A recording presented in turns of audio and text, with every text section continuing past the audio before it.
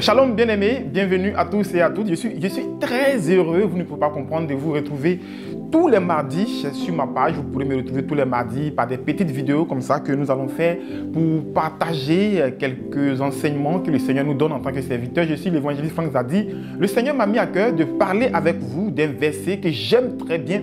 Et ce verset se trouve en Galates 6 à partir du verset 7. J'allais dire, il est écrit, ne vous y trompez pas, on ne se moque pas de Dieu. Ce qu'un homme aura sémé, eh bien, il le moissonnera aussi. Quand j'ai lu ce verset de Galates 6 à partir du verset 7, il y a deux enseignements qui sont sortis. Le premier, c'est que si tu sèmes pour du bien, eh bien, tu vas récolter pour le bien. Si tu sèmes pour le mal, tu vas récolter pour le mal. Alors, je vais commencer par celui qui sème par le mal. Imaginez-vous quelqu'un qui passe toute sa vie à faire du mal aux gens. Quelqu'un qui passe sa vie à ignorer le Seigneur, à ignorer Christ. Quelqu'un qui dit Dieu n'existe pas. Quelqu'un qui passe sa vie à courir derrière l'argent, comme on a l'habitude de le dire. Mon frère, il faut chercher l'argent. Hein? Oui, c'est bon de chercher l'argent pour s'occuper de sa famille. Mais que vaut l'argent cherché sans le Seigneur? Au pire, on reviendra là-dessus. Quelqu'un qui fait du mal, qui prend l'argent de quelqu'un et pour le rembourser, c'est compliqué. Et il va même jusqu'à tuer cette personne par des pratiques mystiques. Si tu sèmes le mal, tout ce que tu as sémé, tu ne quitteras pas cette terre avant de les avoir récoltés ou avant de les avoir moissonnés. Dieu ne tue pas ses enfants. Dieu n'accepte pas que son enfant meure. Mais la Bible dit nous périssons parce que nous péchons. C'est nos péchés qui nous tuent. Tu ne te rends pas compte que tu es en train de pécher et s'aimer le péché. Tu n'attends pas la parole qui vient te dire d'arrêter.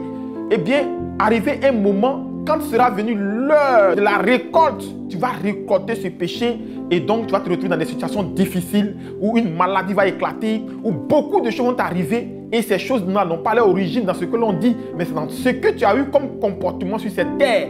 Si tu as passé le temps à faire du bien aux gens, à penser aux autres, aux plus faibles, tu n'as rien mais tu partages ce que tu as. Tu vois quelqu'un qui souffre, tu vas vers elle, cette personne, et tu lui tends la main. Tu aides les gens sans attendre quelque chose d'eux. Quand tu aides quelqu'un, tu es en train de s'aimer. Et quand tu sèmes, tout ce que tu es en train de faire, tous les actes positifs que tu fais, la façon dont tu pries pour les gens, tu intercèdes pour les gens. Quand quelqu'un est dans des difficultés, tu prends même ton loyer, tu lui donnes. Quand quelqu'un est dans une situation difficile, malade, tu paies son ordonnance. Ce que tu as sémé là, et bien aimé, je te dis que tu vas également le moissonner. Un jour, quelqu'un viendra te faire du bien.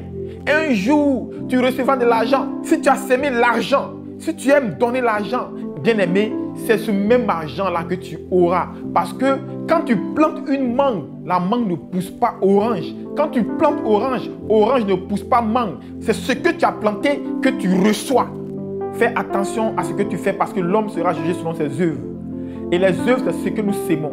Que le Seigneur vous bénisse, que le Seigneur bénisse votre vie et que vous ayez le courage de s'aimer positivement pour recevoir positivement. Et que la gloire et la grâce de l'Éternel vous localisent là où vous êtes.